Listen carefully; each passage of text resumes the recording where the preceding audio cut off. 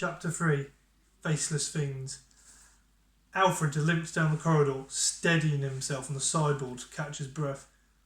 Quite a few paces ahead, the Royal Guard's cloaks fluttered as they bustled the boy's mother along.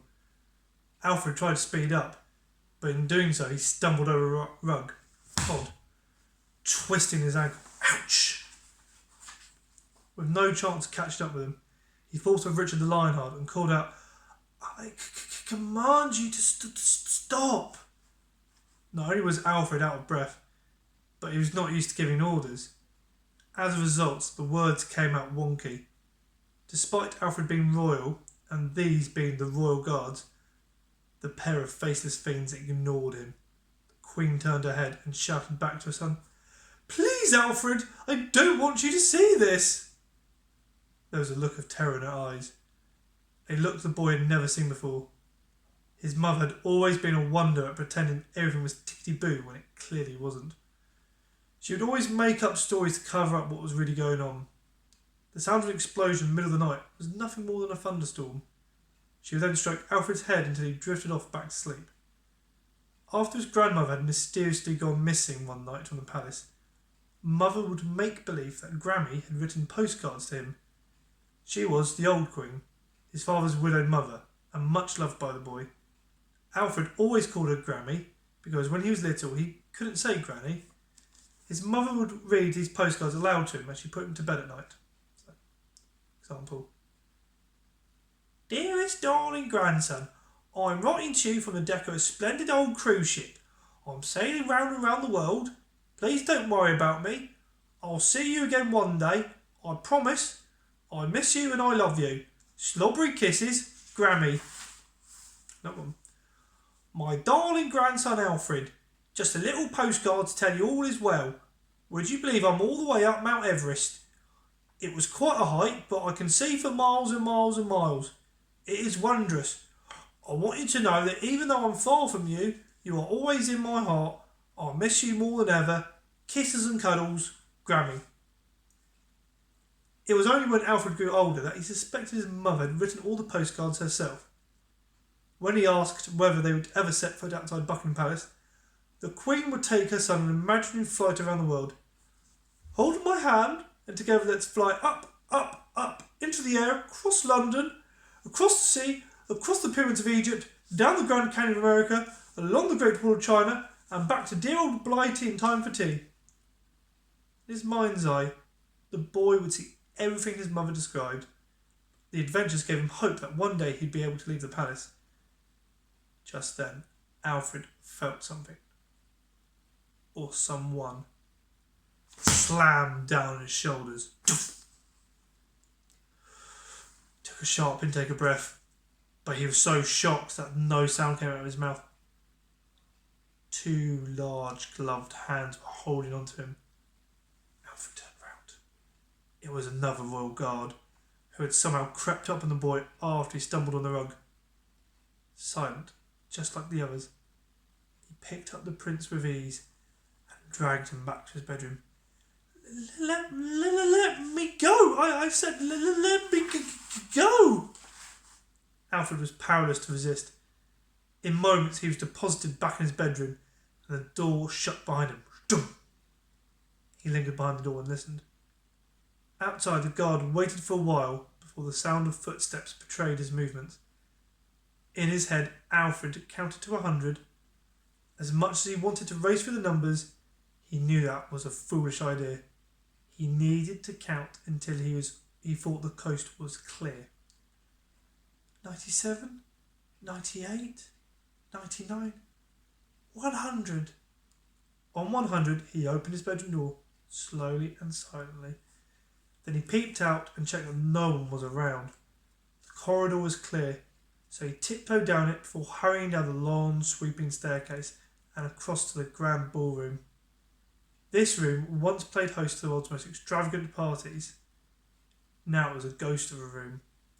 The chandelier was hanging by a thread, the silk curtains drooped on the floor, and the damp had blotted the walls with dark, ugly patches. Desperately out of breath, the sickly boy stumbled again. This time he fell flat on his face. Bang! Ooh! Alfred noticed there was some kind of powder on his hands and face. At first he thought it was the dust. The palace was encrusted with stuff, but it wasn't dust. This had a smell to it that was different. Chalk. Scrambling to his feet, he noticed that there was faint chalk markings all across the vast floor. It was as if the boy was standing at the centre of a life-size chessboard. Someone had tried to rub the lines and markings off, but tracings were left behind. Alfred bent down. There were words and symbols, but despite his love of books, he couldn't recognise any of them. What's more, there were bird marks on the wood and a large discoloured area where something heavy had been moved. Alfred shivered as he realised something. There were strange goings-ons in the palace. The boy stood up and walked slap-bang to someone. Doof! Or rather, not someone, but something. The Octobot. A robot programmed to do all of Butler's duties. It was meant to make life easier, but actually made it harder. Much harder. It looked not unlike an octopus, if an octopus were made of metal and trundled across the ground. Crucially though, it did have 8 arms, each one with a special attachment for performing different tasks. Hence the name Octo for octopus and Butt for butler, although its name made it sound more like it was an octopus's bottom. The Octobot had the following arm attachments: a spray for spraying nice smells where nasty smells are, a fly swatter for swatting flies, an iron for pressing a shirt, a spoon for stirring a cup of tea, a duster for dusting a shelf, a hand for stroking a corgi, a hoover for hoovering up crumbs, and a croquet mallet for playing croquet. Good morning, Mr. President, jabbered the Octobot, but it was always getting things wrong. Oh, hello, Octobot, whispered Alfred. I wasn't expecting to bump into you. Please, can you keep your voice down? Roast chicken, replied the robot, before announcing, You'll be pleased to know I have boil-washed your underpants. With that, the Octobot flung a gigantic pair of unwashed men's underpants at the prince. They must have belonged to some humongous old man. Whoosh! They landed slap-bang in the boy's face. Thank you, Octobot, whispered Alfred as he removed the still stinky underpants from his nose. Now, are we ready for your game of croquet? No, hissed the boy. The robot swung its croquet mallet arm so hard it bashed them all. Bang! So hard that the arm itself came loose. Twunk! It fell to the floor with a crash. With 7 arms rather than 8, it was now not so much an Octobot as a September butt. Outside the ballroom, Alfred could hear the bootsteps of royal guards growing nearer. Stop! Stop! Stop! The soldiers were just outside the tall wooden double doors that led into the ballroom. You go that way, urged the boy, spinning the Octobot round to face in their direction. The Pope needs his toenails clipping. Very good, Princess, came the reply. With all his might, Alfred pushed the Octobot so it trundled off in the directions of the doors. As the boy tiptoed out of the ballroom, he looked back to see the Octobot crash straight into the guards, knocking them to the floor and accidentally slapping one in the face with its corgi-stroking hand. Slap, slap, slap. The guard grabbed the arm to make the robot stop, and it came off in his hands. Oh no, exclaimed the robot. I'll never stroke a corgi again. The poor Octobot was now down to 6 arms. It should really be named the Sexabot, but that sounds far too rude. Ahead of Alfred was the entrance to the throne room. This was the fortress within the fortress of Buckingham Palace. In the way, it was a panic room, like a giant safe. It had been installed in a case of an attack or, horror upon horror, in case the revolutionaries ever managed to break into the palace itself. The walls of the throne room had been made of metre-thick steel. The only way in or out was through a huge metal door, which opened only with fingerprint recognition. Just 2 people had access to that room. The first was the boy's father, the king.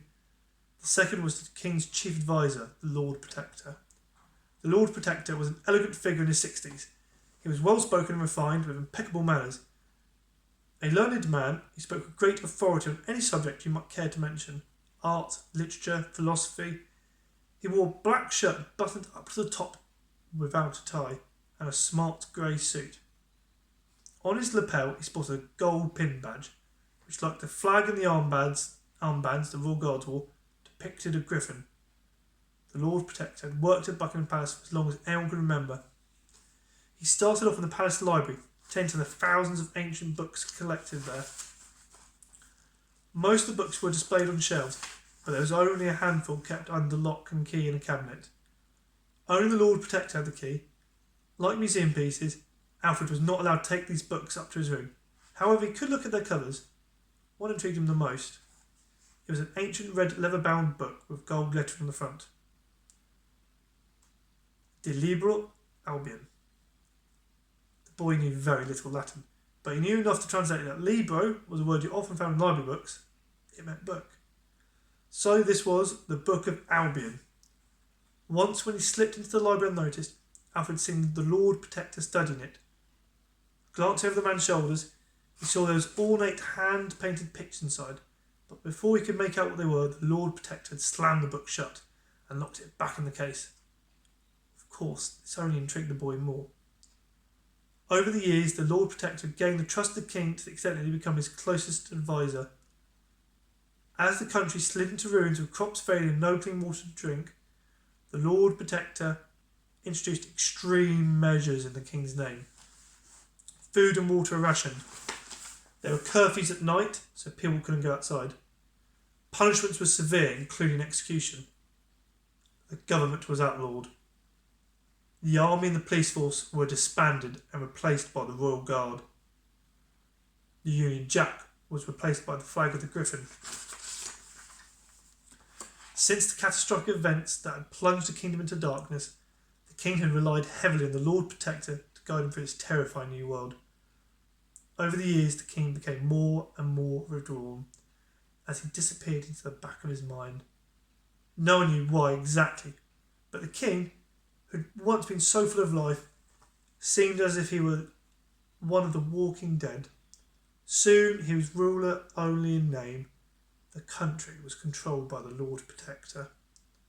When Alfred spied his mother being held by the Royal Guards outside the huge metal door to the throne room, he seized his chance. The lady was making a lot of noise, struggling to get away, which distracted the two soldiers. "This is no way to treat your queen! Unhand me! Do you hear? Unhand me at once!" The boy tiptoed behind them, and when the metal door slid open, whoosh! He took a deep breath and sneaked in.